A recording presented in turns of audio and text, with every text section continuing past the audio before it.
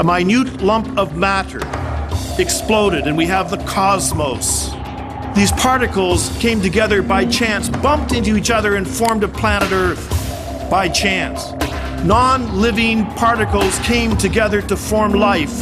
No one has ever observed any facts to support these statements. It tells us that the Creator made everything.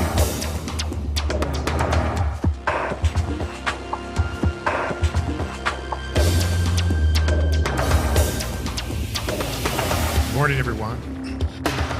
It is a great privilege for me to be here this morning and to do an overview of an entire 13-part seminar series that we have entitled Searching for the Truth on Origins.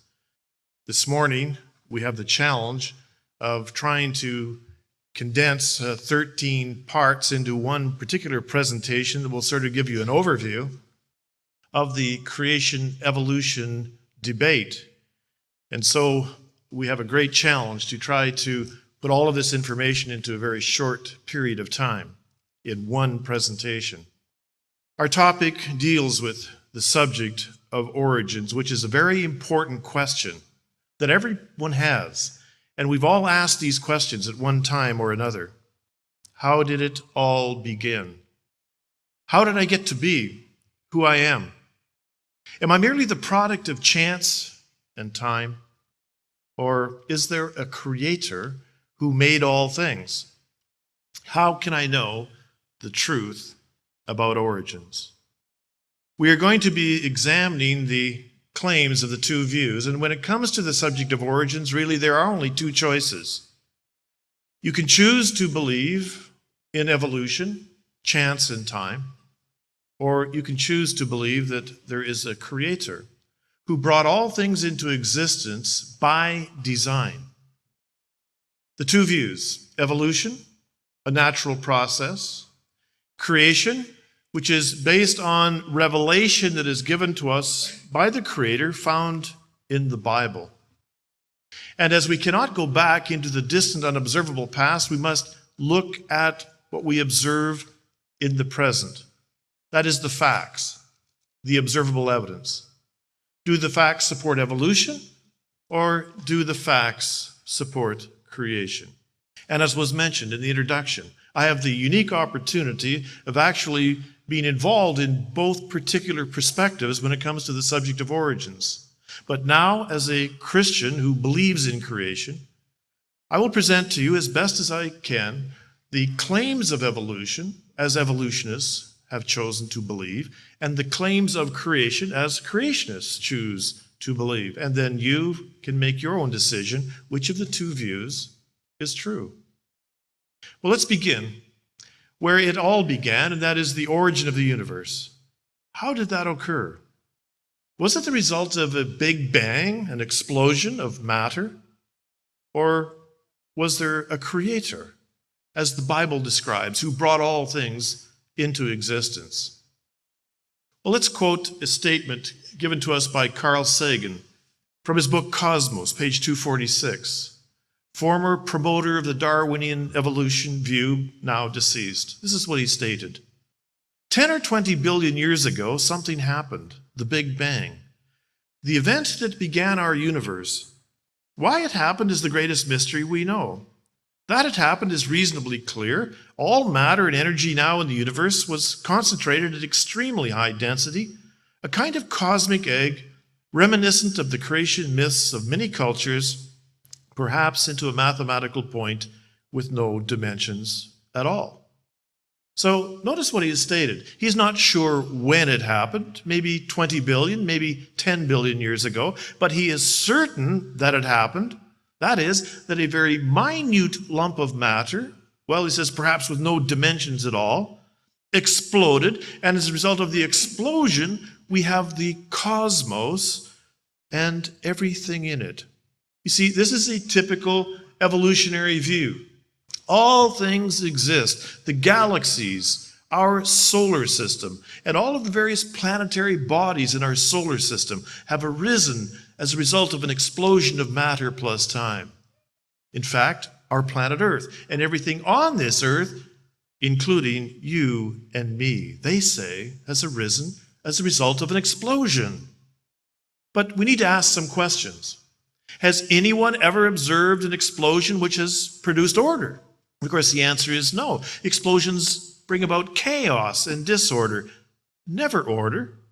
And we know that given time alone, systems proceed in a direction from order downwards to disorder, never the other way around. So the very foundational principle of the evolutionary idea is in question. You see, creationists believe that the design that they see in the heavens points to the reality there is a creator. We're looking at the moon. At particular times in the Earth's history, when the moon passes between the sun and the earth, this particular phenomenon occurs. It's called an annular eclipse.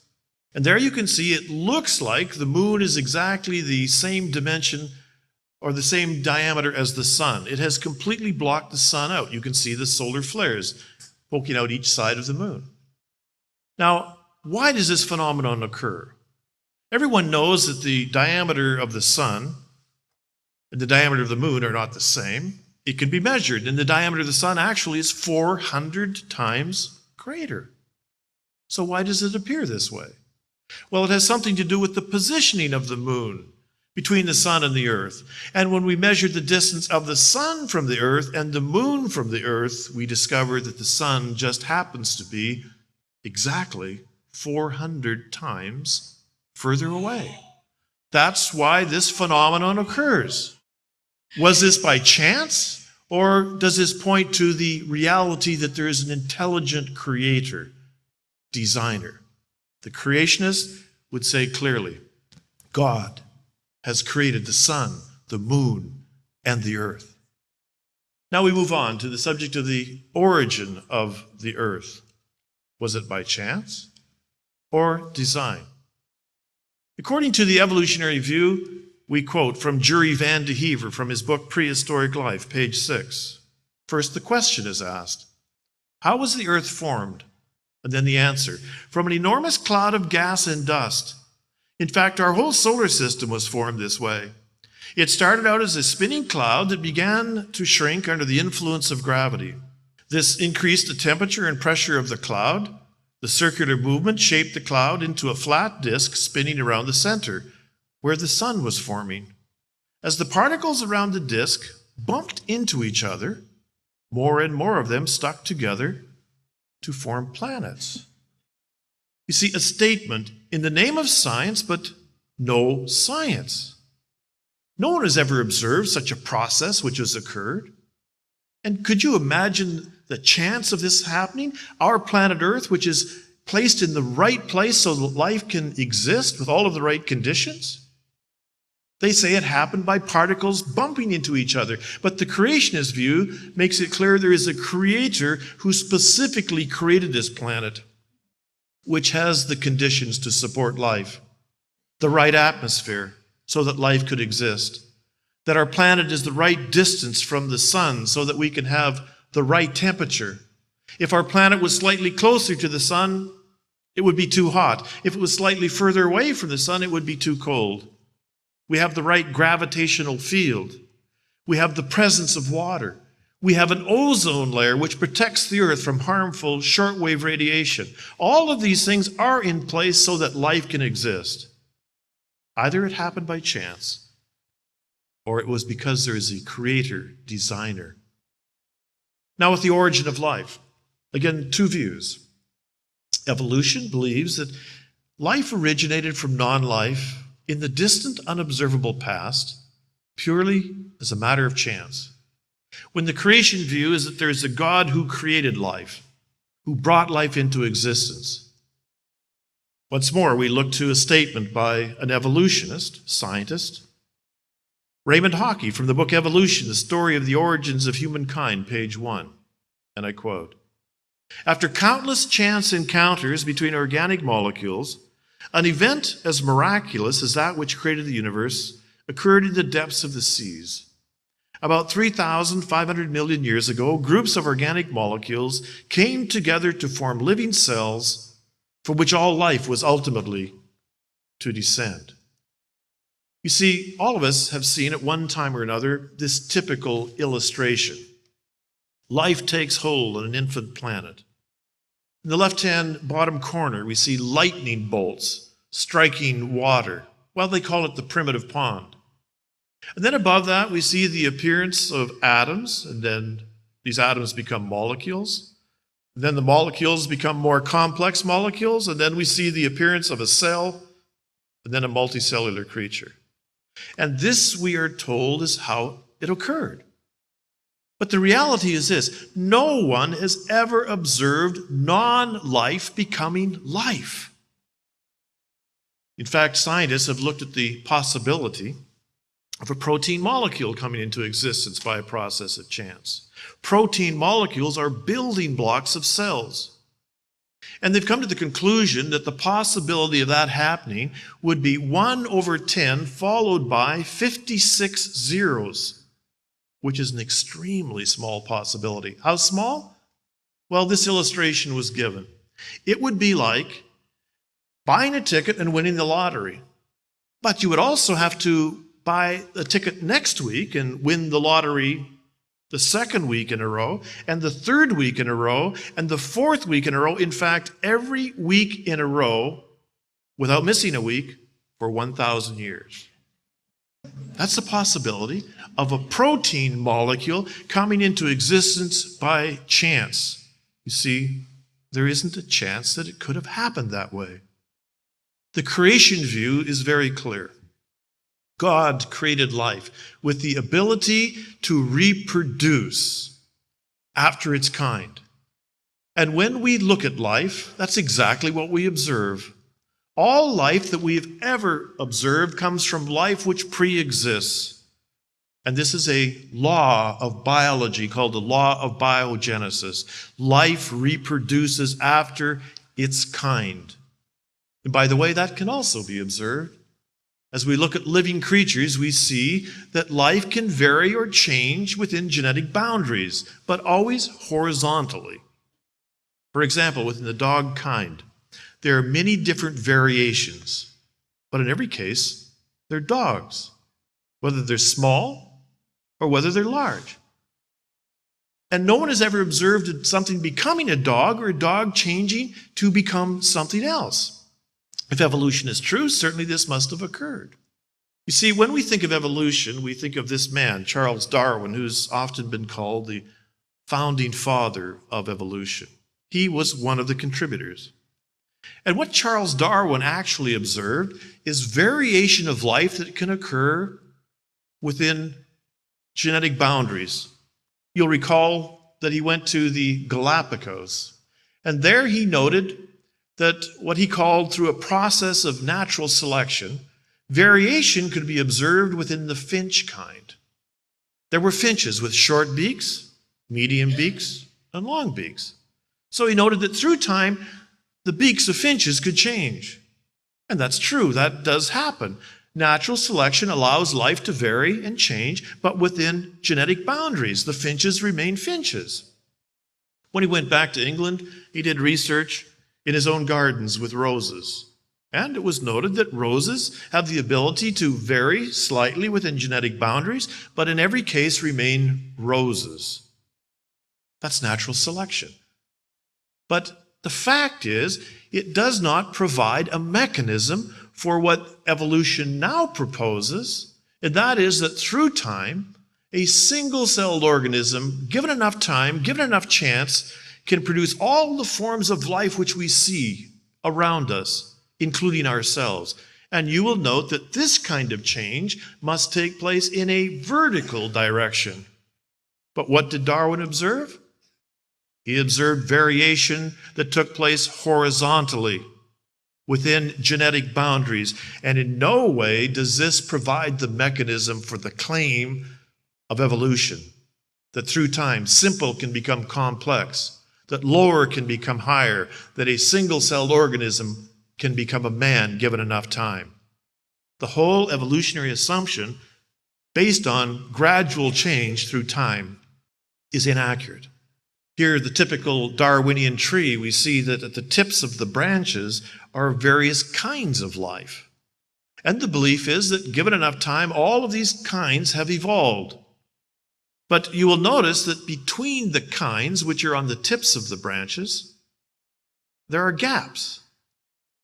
For example, between the reptilian kind and the bird kind, you will note that there is nothing there that is drawn to represent an intermediate. And the reason that there's nothing there to draw is because there's nothing that's ever been found that's an intermediate.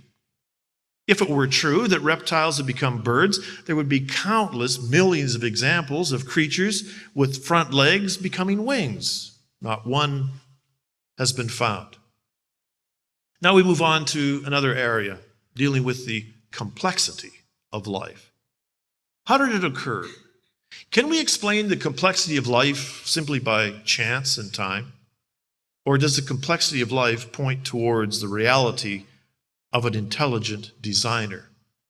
Well, first of all, we look at a cell. The cell is the basic unit of life. I mentioned earlier that we can't even show how a protein molecule can evolve by chance. Protein molecules are building blocks of cells. The cell is the unit of life. And here you see within the cell wall there are a number of structures.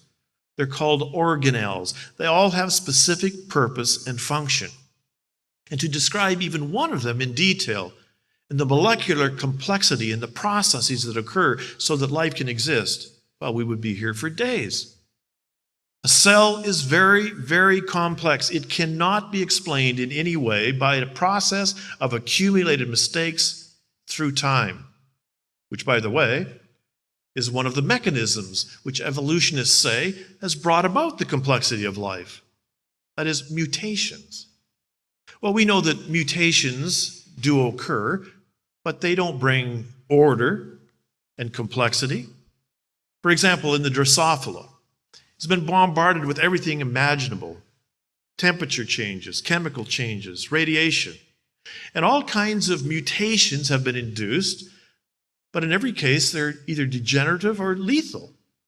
For example, bent wings or no wings or various eye color variations, but always fruit flies. No one has ever seen the fruit fly changing to become something else because of mutations. 99.999% of mutations are degenerative or lethal. So in no way can we point to mistakes that are taking place in the genetic code as a mechanism for increasing order and complexity. Speaking of the genetic code, what we're looking at here is an illustration of the DNA molecule which makes up our chromosomes, the blueprints of life. Amazing complexity. Every one of us came from a single cell, and within that single cell, the chromosomes that were made up of the DNA molecules that contained the code or the information that produced our entire bodies. Think of this incredible complexity. Someone has suggested if we could reduce every person on the planet down to the blueprints from which they came, that is the DNA molecule from that first cell, if you could take all of the blueprints for the entire world's population, over 6 billion people, and take those blueprints and store them, what size of a container would be required? The answer may surprise you. A container the size of an aspirin tablet. You see, that's complexity beyond our comprehension. And yet that is the kind of complexity that evolutionists must be able to explain if they are going to say that the complexity of life has arisen by chance. This morning you're looking at a number of visuals, and as your eyes are looking at the screen, frequencies from the electromagnetic spectrum are being sent back to your eyes, and your eyes are picking up these frequencies that are being focused to the back of your eye, and every single image that you see this morning will be recorded in memory in your brain for as long as you live. Now, this is an amazing, complex process. But we are told it happened by chance. Evolution explains the complexity of life. But no one would ever suggest that a video camera, which does the same thing, happened by chance and time. Obviously, it requires engineering, skill, and design. Or think of our own bodies. Our bodies are made up of various organs. And these organs are necessary or we don't exist. Evolution makes the claim that organs, well, in all of the life that we observe, simply has happened gradually through time. How can you explain the origin and the development of an organ system by a process of chance and accumulated mistakes? It is impossible. You see, hearts can't evolve. Either a heart must be in place, the circulatory system, the arteries that take the blood to the cells, and then returning the blood to the heart by the venous system, and then to the lungs to be oxygenated. All of that system has to be in place, or you don't have an organism. It can't happen by chance and time. Or how could a brain evolve? It's impossible. Or think of this, reproduction. In order for there to be reproduction, there must be a male and a female in the species. The male must have the reproductive organs to reproduce himself by one half genetically to produce the sperm cell through a complex process of reduction division called meiosis. The female must have the reproductive organs to reproduce herself by one half genetically to produce the egg cell containing half the number of chromosomes of the adult. And then the two cells come together to become the first cell of the next generation, which then must be incubated in a mother's womb that must be in place. And then through a complex process of mitosis or cell division, embryological development, the fetus develops over a period of time, and at the right time, it's born, either male or female. An incredibly complex process that must be in place, must be functioning in order for this process to occur. How can that be explained? One of the things that I do is travel to a lot of different places giving lectures similar to this, and particularly in countries where people were forced to believe in evolution for many years, like the former communist countries. Since 1990, we've traveled to the former Soviet Union many, many times by invitation of scientists and education officials. It was a few years ago, I was speaking at a symposium in Moscow on the subject of origins. And my topic was problems for Darwin. And one of the problems that I presented was this situation here. That is the impossibility of explaining reproduction by accumulated mistakes through time. And after making the presentation in the question and discussion period that followed, and there were over 400 Russian scientists and engineers that were present, one of them stood up, and I heard him say through the simultaneous translator, he said, "I've been challenged today by what has been stated." He said, "I guess all of my life I've simply accepted what I have been told and haven't thought through some of these things." But he said, there must be some answers. He said, "There's a lot of us gathered here today." He said, "Is there anyone here can help me to understand or has an explanation for how reproduction could have evolved?" And there was silence. Until finally another Russian scientist stood up. And again, I heard him say through the translator, he said, I don't have an answer, but he said, I have a suggestion. He said, "Today in our midst is Russia's most prominent evolutionist, Dr. Gao from the University of Moscow. He has written many books on the subject of evolution." And he simply challenged Dr. Gao. He said, "Dr. Gao, do you have a response to this?" And I will never forget this as long as I live. I looked over to my right, and in the front row, not far from where I was standing, this man was seated, and he said, as he stood to his feet, he said, "All of my life I have considered some of these problems, but," he said, "I have to admit, I do not have any answers." You see, there are no answers for trying to explain the complexity of life by chance processes. It points to the reality that there has to have been a creator. And of course, the Bible tells us who the creator is. Now, we also know that when God created, things were perfect. They were good. But we know that that perfect creation became imperfect as a result of man's sin, Genesis chapter 3. And from that point on, things began to degenerate. And by the way, that's why we have mutations, mistakes in the genetic code, and death. The creation model will help us to understand.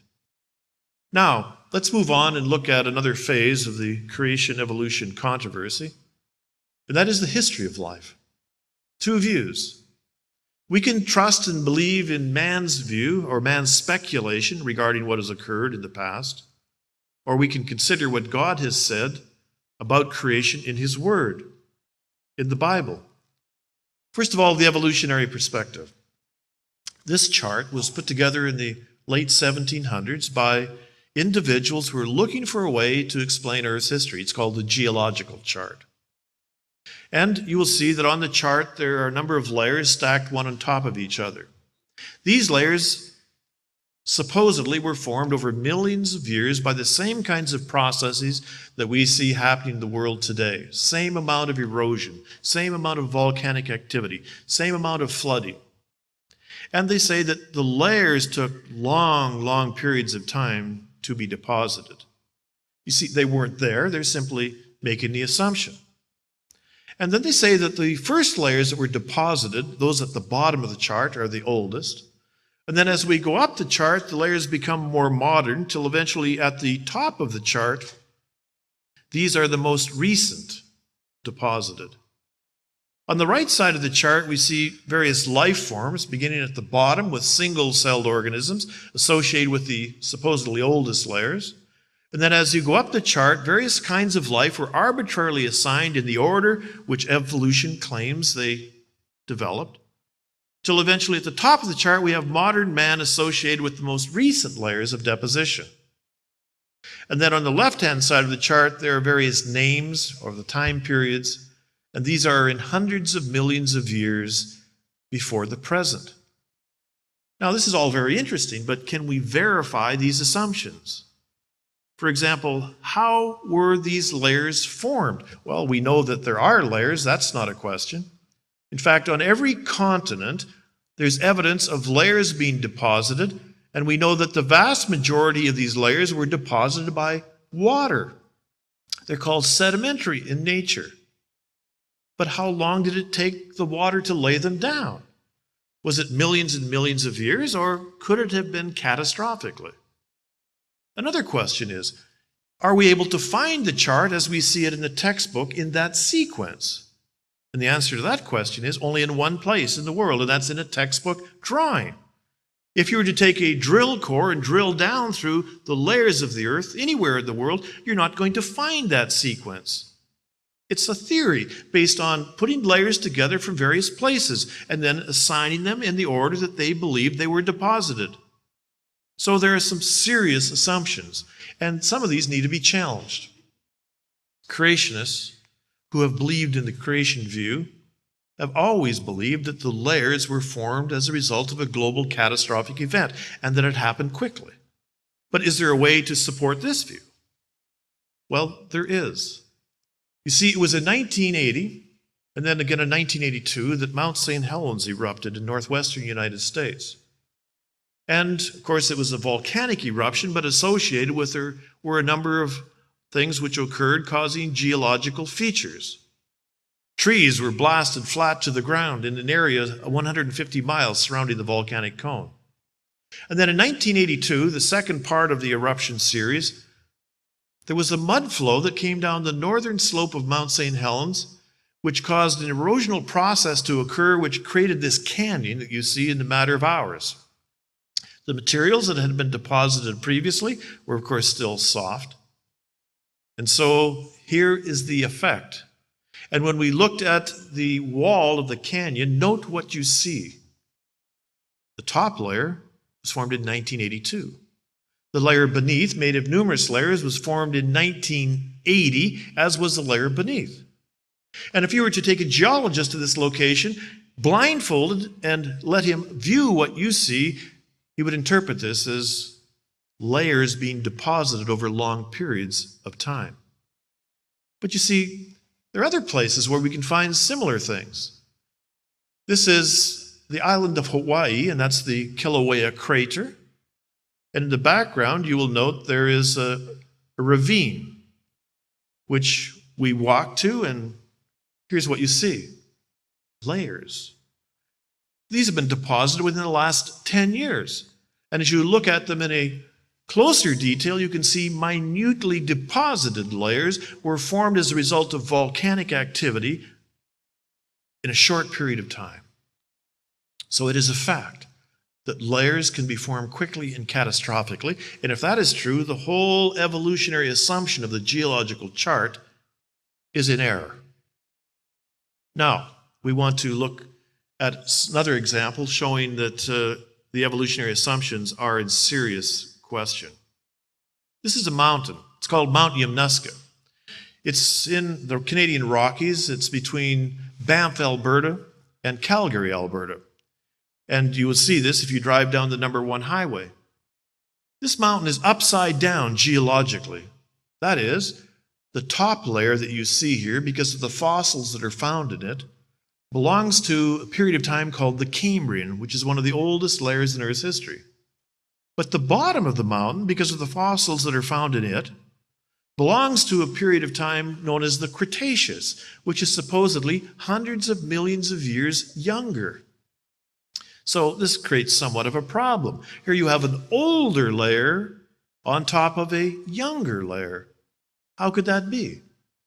Well, they say that the layer that is on the top was on the bottom, but it lifted up gradually over hundreds of millions of years, and then it moved horizontally, so now that the old is on top of the young. Well, there are thousands of square miles like this, not only in Canada, but the United States and other parts of the world. The geological view, based on gradual deposition of layers and this sequence, in an orderly sequence of evolutionary change with the fossils in that sequence, is in question. Then what is the alternative? The evolutionary view we have presented. The alternative you can find in the Bible, the creation view. And by the way, the Bible tells us that if we simply trust in what God has said, it will give us insight and understanding. Psalm 111, verse 10. The fear of the Lord is the beginning of wisdom. A good understanding have all they that do his commandments. His praise endureth forever. Or Psalm 119, verse 104, 105. Through thy precepts I get understanding. Therefore I hate every false way. Your word is a lamp unto my feet and a light unto my path. Now, what I want to do is just simply go to God's word. The Bible says he's the creator. The Bible says he inspired the Bible to tell us about creation. And just look at a few principles. And the first one we're going to simply paraphrase. It's in Genesis 1, verses 6 and 7. And this is what God tells us in these two verses. He says he created the earth with water on the earth. And then he separated the water that was on the earth from water that was above the earth by the firmament or the expanse. So what does that mean? Well, if we take it literally, it may mean something like this. This is an artist's illustration describing just what I stated. God creating the earth with water on the earth and then separating the water on the earth from water above the earth. Now, it's not a photograph. I was not there in the beginning of time and had this picture taken. And I'm simply presenting this to you as a model based on what the scriptures say. Some form of water may have surrounded the earth in the past. We don't know how high above the earth the water was. We don't know what condition the water was in, whether it was gas or liquid or ice. We don't know the thickness of the water layer. We're simply proposing there was some form of water surrounding the earth.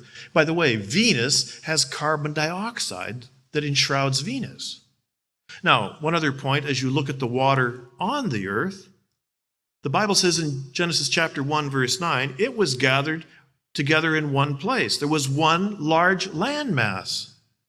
And scientists tell us that the original earth had one large landmass which broke apart into the continents at a later period of time, after the layers were laid down. So this is a model. We call it the canopy model. The water above, the water canopy. The water on the earth gathered together in one place, one large landmass. Now, if there was such a situation in our early earth, obviously our planet would be much different. And the best way to try to understand what it would be like would be to compare the original Earth to a greenhouse effect, where long-wave radiation from the sun passes through the panes of a greenhouse, and it's trapped within the greenhouse and produces vigorous growing conditions for plants. If the original Earth was surrounded by some form of water, the entire planet would have been like a greenhouse or like a terrarium.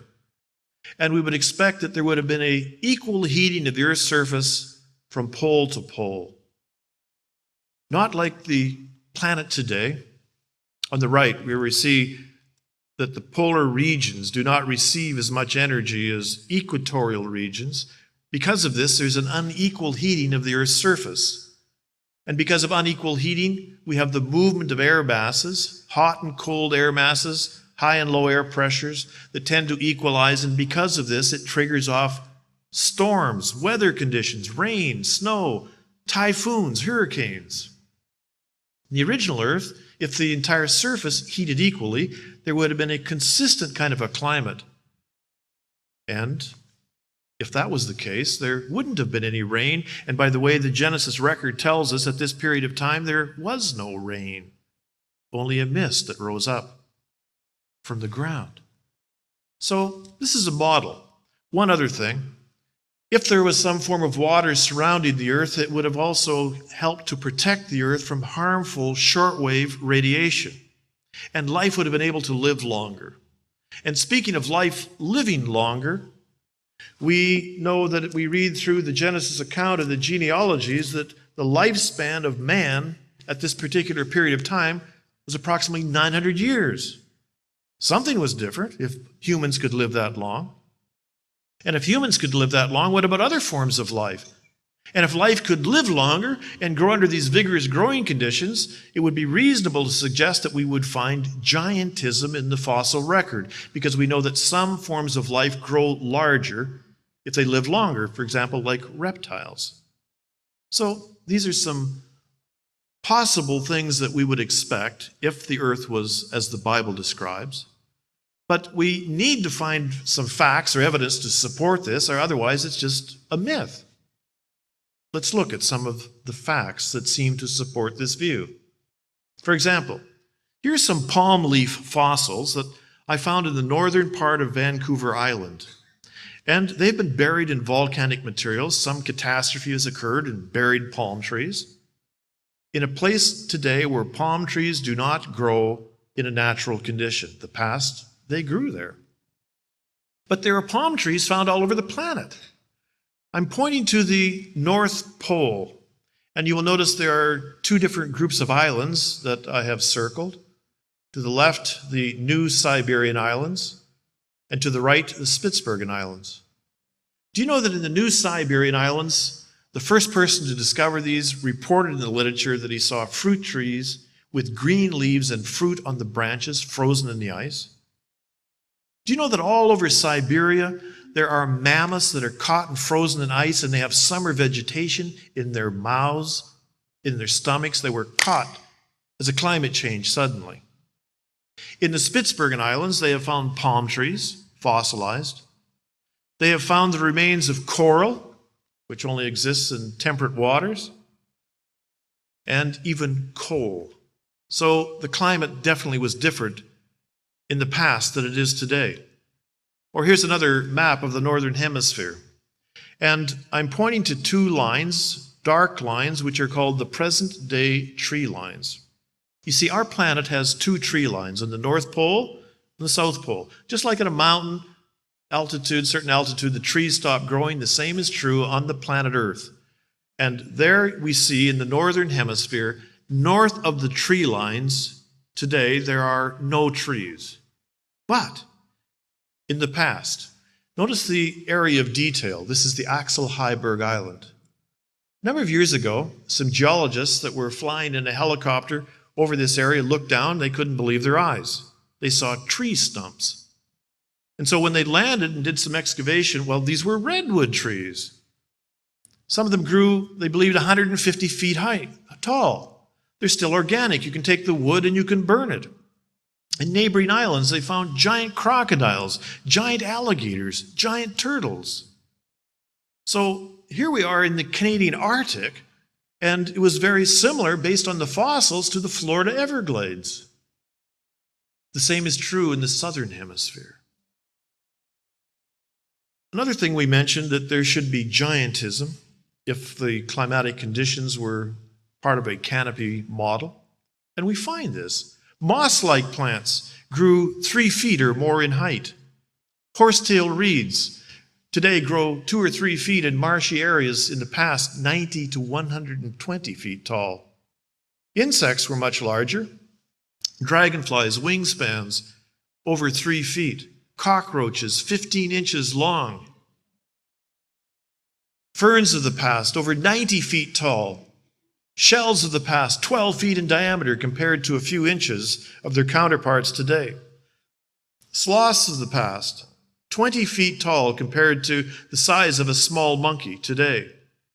Rhinos of the past 18 feet tall, 32 feet in length.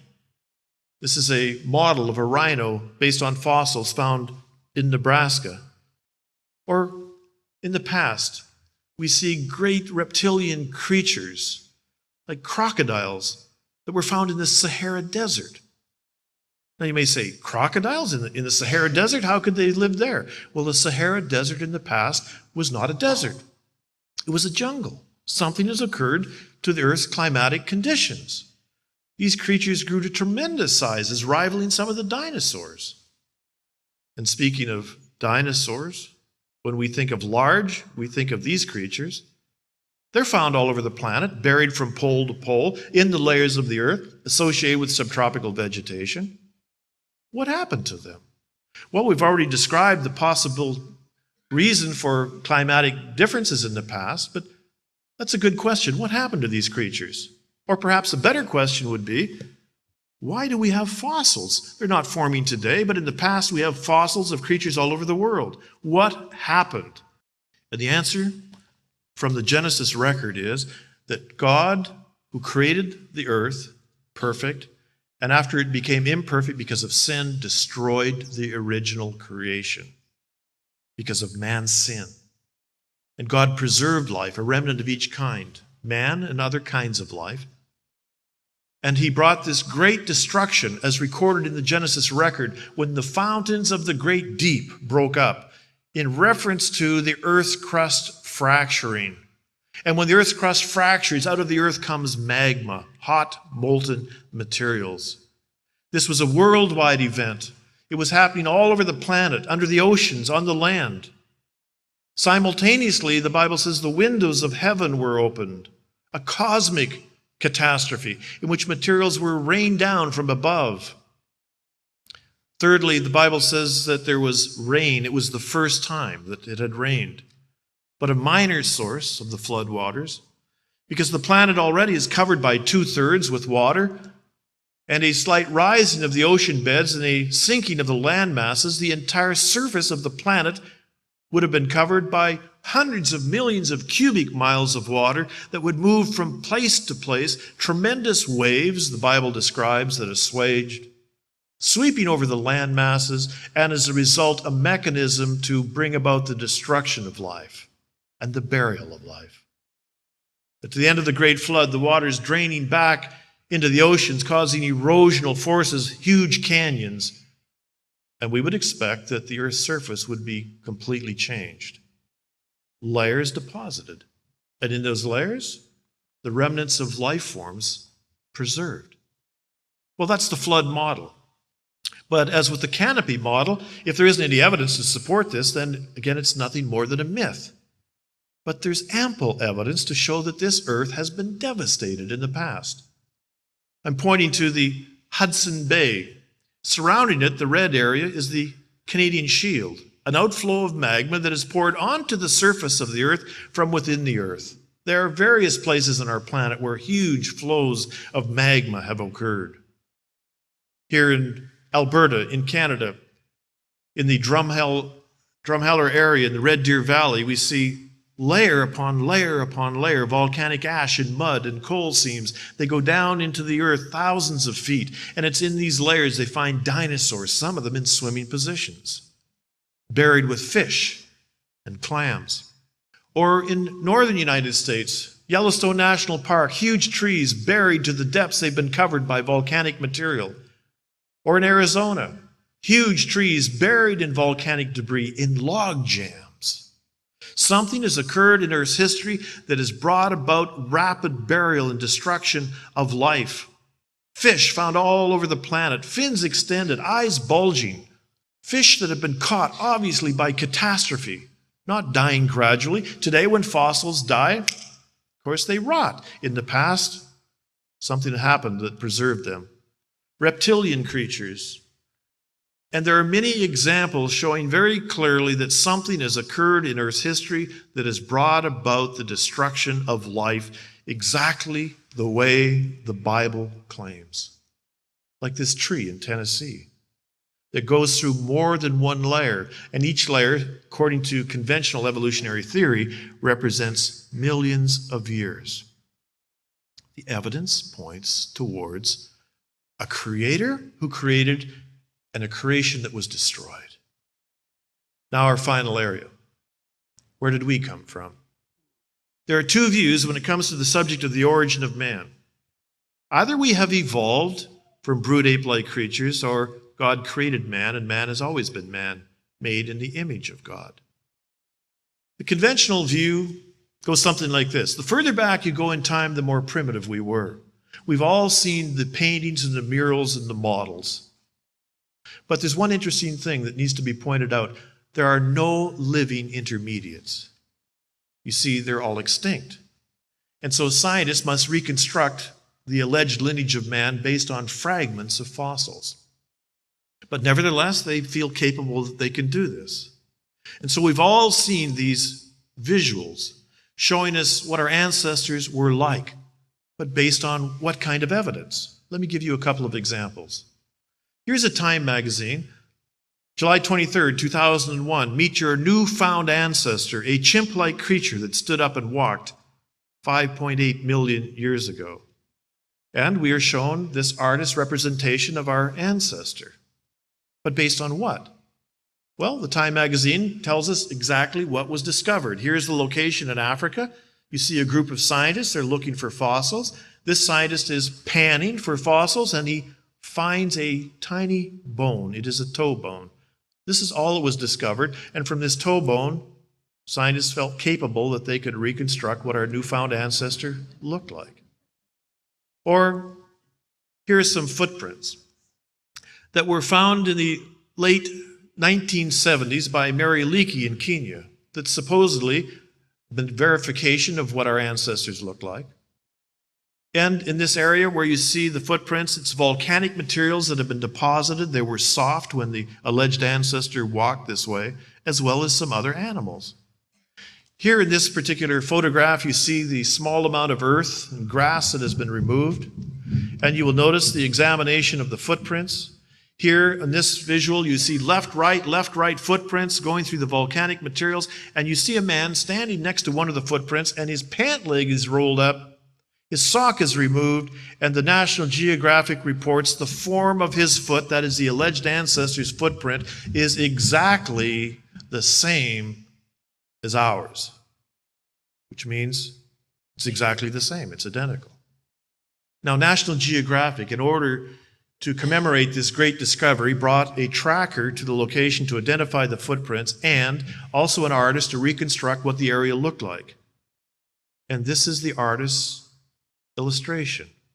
In the footprints that looked like guinea fowl footprints, the artist painted guinea fowl. They look like guinea fowl look today. In the giraffe footprints, a giraffe. In the elephant footprints, a herd of elephants, they look like elephants. In the rabbit footprint, a rabbit, it looks like a rabbit. Same with the ostrich. But in the footprints that look identical, exactly the same as yours and mine, well, you can see what the artist paints. Two-part baboon human creatures without any clothes on, one carrying a stick. And this is supposed to be science. You see, much of what is presented as science is not science. The creation view regarding the origin of man is very simple. Man has always been created as man. After the fall of man, we're told in the book of Genesis, chapter 4, man was capable of building cities, understood agriculture, could make and play musical instruments, could alloy minerals together, could write poetry and literature. They were very intelligent from the beginning. And after the flood, they were instructed to repopulate the earth, and instead they rebelled and they joined together and they built a city, the city of Babylon, and they built a tower, the Tower of Babel. God was angered by what they had done. They were attempting to communicate with the heavens, with the fallen spiritual world, and God confounded their language, and then they dispersed. And suddenly, worldwide, we see the emergence of great civilizations. They're building cities and pyramids. They're alloying minerals together. They're moving huge stone objects. Their artifacts reveal to us that the further back we go in history, more incredible were their accomplishments. But they had one thing in common. They rejected the Creator. They worshiped the creation instead. And as Paul tells us in the book of Romans chapter 1, for such God's wrath is revealed. You see, we have their artifacts, but these people have disappeared. In conclusion, we have looked at two views: evolution, a natural process of chance, and creation, a supernatural process which points to a creator. And we have looked at the facts, the observable evidence in the present. And we can choose whether it's evolution or creation. In the book of Job, chapter 12, verse 7, we read, "But ask now the beasts, and they shall teach thee, and the fowls of the air, and they shall tell thee. Or speak to the earth, and it shall teach thee, and the fishes of the sea shall declare unto thee. Who knoweth not in all these that the hand of the Lord hath wrought this?" You see, what we've been doing here today is we've been doing exactly what the Bible challenges us to do. Look at living creatures. Look at the earth, the layers, the fossils. And what will they tell you? That the hand of the Lord hath wrought this. It continues, "Whose hand is the soul of every living thing, and the breath of all mankind. Doth not the ear try words, and the mouth taste his meat?" You see, just as your mouth, your taste buds can determine what food is good to eat and what is not, and you will make a choice what you eat, so too you have been given a mind that is inputted with information that comes to us through our senses, through what we see and what we hear. And we are able to determine what is true and what is not true based on the subject of origins. We can believe what we've been told from the evolutionary view that it happened by chance, or we can believe what the scriptures reveal, that there's a creator who has created. I believe the evidence supports creation and a creator. And what the Bible tells us, that not only is there a creator, there is a redeemer. Who is the creator? And this redeemer, the Bible tells us, loved us so much, he gave his life for us. So whosoever would believe in him and who he is and what he's done, and whosoever acknowledge who we are and what we have done, could enter into a relationship with the Creator that would last for eternity. You see, creation is absolutely foundational to the Christian faith. There's evidence that supports there is a Creator. There has been a creation.